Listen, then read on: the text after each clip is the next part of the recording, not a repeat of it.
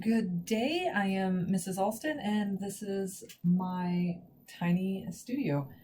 I've got a wooden mannequin set up right there that you can see, and then I've got my sketch pad on my easel just so that you can see both of these. Today, I want to talk about visually measuring, which will help with our figure drawing, it'll help with still life drawing. It just helps out in a lot of different ways. Now, I've already talked about the basic breakdown of the human body, just our 7.5 to 8 heads high, where the pelvis lands, where your knees should be, just to give us a overview. And those things, of course, are going to change from person to person. So one thing that visual sighting does is it helps us to keep everything in proper proportion, and it helps us with our angles. So how to start this is you need a straight object, a pencil. I've got another pencil, hard to see. So I got another pencil. It could be a wooden skewer, it could be a paintbrush, it could be a metal rod. You just want something straight and flat that you can use. Well, not flat, but you need it straight. It's easy to do a pencil because typically it's whatever you're going to be drawing with. So you need to hold out your arm. You're going to lock your elbow. When you lock your elbow, this ensures that you're at the same space from your eye every single time. If you have your elbow bent, you could have it bent at different lengths, and then your measurements are going to be off. So I'm sitting back in my chair. I don't want to change my position, because if I change my position, then that is also going to change my arm length, and that'll change how I view the mannequin. So this is going to look a little different than I think it would typically for me, just because I'm trying to make sure everything can get on the camera. But I do have my arm out. I've got it held so that I can move my thumb up and down the length. This is how I can get my measurements. And then I'm going to actually close one eye, and I'm going to be consistent.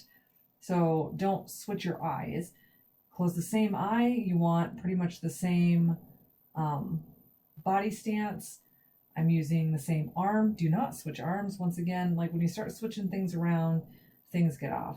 And so from here, I can move my thumb up and down the length of my pencil to figure out how large that head is. So for me, for visually sighting, that is how large it is.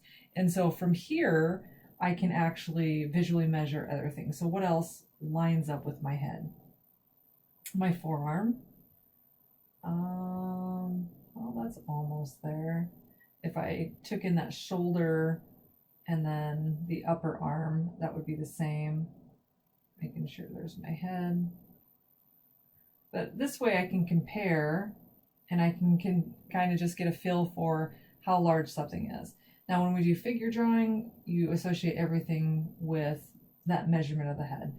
So if I took my measurement, then turned it right way, so here I'm angled and I'm getting that measurement of the head. But the head is not, like if I was just going from the top to the bottom of where the chin is, the head doesn't actually fit in there. It's smaller because of the angle that it's at. So how many heads high then would it be? It'd be 1, 2, 3, 4, 5. I would say about 5.5. And we can tell just because of the curve that we have here. Now, we've been doing gesture drawings in class, so this is just kind of like adding more detail. So I could easily sketch in kind of this shape, but I want to focus a little bit more on getting proper proportions.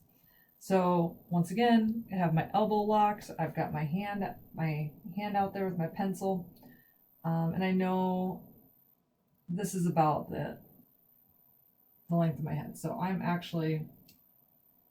going to actually make that measurement here, because that'll help me be able to take that measurement and check things on my paper. Now that's just a one-to-one measurement from what I'm viewing. So if I just wanted to make this larger, well, I could do I could do 2 heads and then make sure I'm increasing. You can't even see my marks. So I put the measurement of the head up there. But this way I'm able to create the measurements that I need to. Now I know that if I doubled everything, it would not fit on my sketchbook because I feel sitting right on top of this mannequin. So there's not a lot of space here to create smaller or the bigger measurements. So I'm going to do it about 1 to 1. So I know that this is my measurement, and it's kind of maybe hard to tell from your angle, but I have the same angle as an axis point through the head. So if the head was here, the line that I am visualizing is this the main line straight down it. Okay, so that we could see better, if I was drawing that head, when I'm visually measuring, I'm going to go to like an axis line right in the middle. I'm not taking it from one side or the other. I'm going straight through the middle of it. So if I did that, this is the angle. So I can draw out my angle. I can check my angle.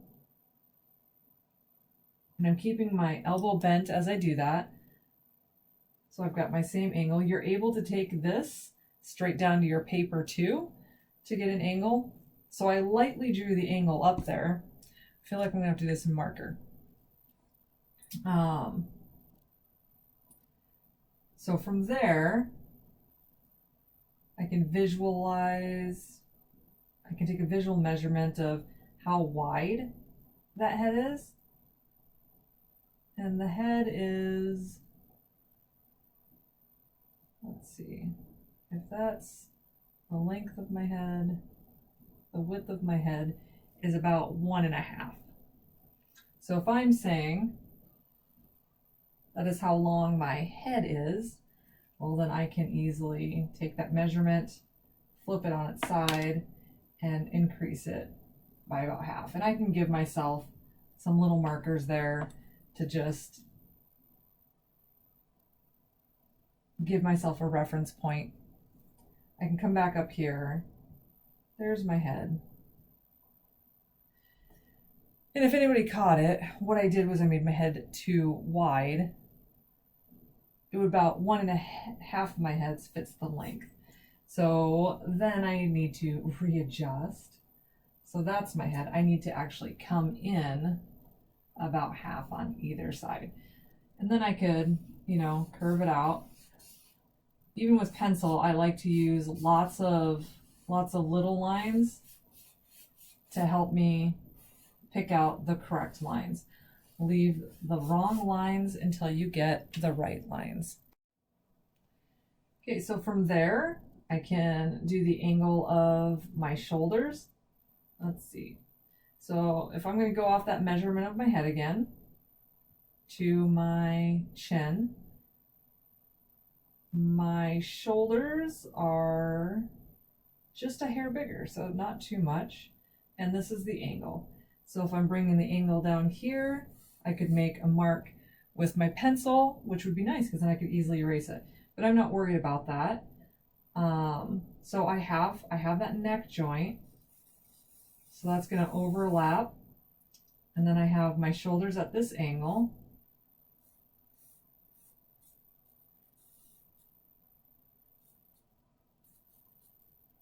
All right. You can see I can just continue to put in angles. And this will help create that form. Then we can just continue visually sighting, visually measuring where everything goes.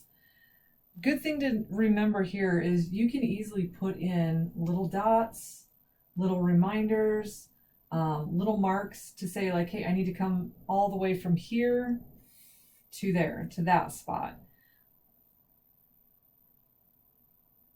All right. And I can easily come in here after I have it all blocked in and start double checking, correcting more of my angles. If I'm going to that next section, so for me, that hand actually covers up a lot of that middle. Once again, I'm going to use that measurement of the head, locking my shoulder. So the pelvis, I can tell that there's a little bit of space here, and then my pelvis comes down about the size of my head. And then we have that ball that I can't necessarily see in there. It's where you bend at the waist. So we can continue to do this. That one is right there. And I can also use a line to draw between the two. So I can tell that I'm actually off on one of these. One of these needs to, or actually they probably both need to be adjusted from my angle if I'm putting my marker through them both. And having a thick marker doesn't help either.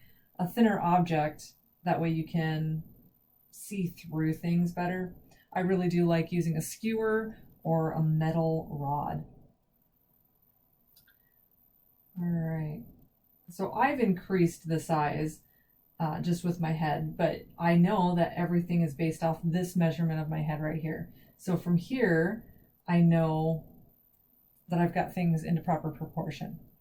All right, that's pretty much it. Finding angles, drawing your angles, and I could draw in a whole stick figure here first, and then come back and start adding those details if I wanted to. It's just paying attention to where my lines line up on my body and where they overlap. So this is the top of my forearm, and this is actually the back of my upper arm, because here's that joint. They meet up. So the inside of my arm is right there. All right, I hope this was helpful. I hope being able to sight things is helpful. I am going to throw up a couple of figure pictures for a certain length of time, and I would like you to continue to work on drawing those figures, but this time try to use some visual sighting also. If you prefer and you've got somebody who is willing, I think it would be awesome if you could draw a real figure instead of one off of the computer screen. And if you're going to use the one on the computer screen, just kind of set back from it. Remember some simple things. You need to lock your elbow, you close one eye, you make sure you're using the same arm each time. You want to sit the same way, so don't lean back in your chair when you're sighting and then suddenly like lean forward in your chair, because that's going to throw that off a little bit. Always have a reference to go off of and be artsy.